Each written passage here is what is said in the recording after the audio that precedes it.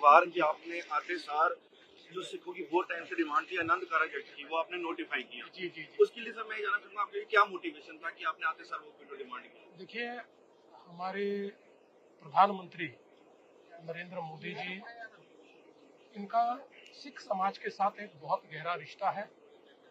और आपने भी देखा कि करतारपुर साहिब कॉरिडोर का विषय हो या अलग अलग प्रकार से जो मसले सिख समाज के बहुत पुराने प्रलंबित थे, और विशेष रूप से बंटवारे के समय जो हमारे बहुत महत्वपूर्ण गुरुद्वारे जो हमारे भारत में होने चाहिए थे लेकिन नहीं आ पाए, क्योंकि उस समय की सरकार शायद उस पर ठीक से निर्णय नहीं कर पाई, उसको एक प्रकार से वहां तक हमारा पहुंचना सुकर हो, इस प्रकार का प्रयास उन्होंने लगातार किया है।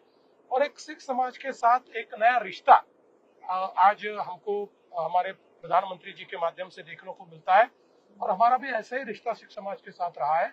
इसलिए जो जो चीजें सिख समाज के लिए करना जरूरी है वो हम करने की कोशिश कर रहे हैं। जैसे आज मैंने कहा कि जो हमारे सिख समाज के लोग या पंजाबी समाज के लोग जो पाकिस्तान से उस समय भारत में आए और अलग अलग जगह बसे, उनके लिए एमनेस्टी की स्कीम जैसे हमने सिंधी समाज के लिए की, वैसे एमनेस्टी की स्कीम भी हम लोग तैयार करेंगे, ताकि उनकी जगह की पूरी मालकियत और जो गुरुद्वारे है या धर्मस्थल है या कुछ और सेवा के केंद्र है उनकी पूरी मालकियत उनको मिले, ऐसा भी हमारा प्रयास होगा। सर आपने आते साल फर्स्ट टाइम माइनॉरिटी कमीशन के अंदर हमारे सिख मेंबर को रिप्रेजेंट दिया है कि सिंधी साहब ने।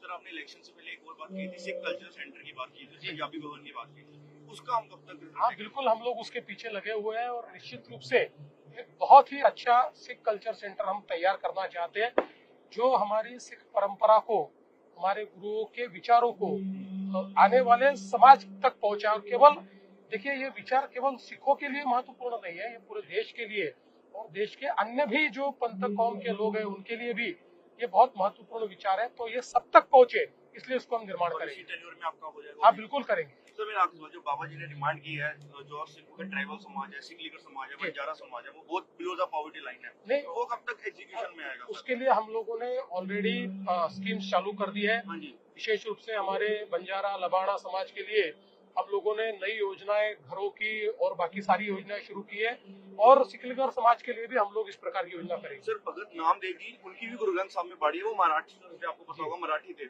उनको राज्य लेवल पे कुछ ना उनके बारे में प्रचार किया जाए, मराठी समाज को बताया जाए, उनकी वाणी के बारे में ऐसा कुछ राज्य कैलेंडर में उनका दिन मनाया जाए? नहीं, हम संत नामदेव जी का दिन तो हम मनाते ही है। हाँ जी।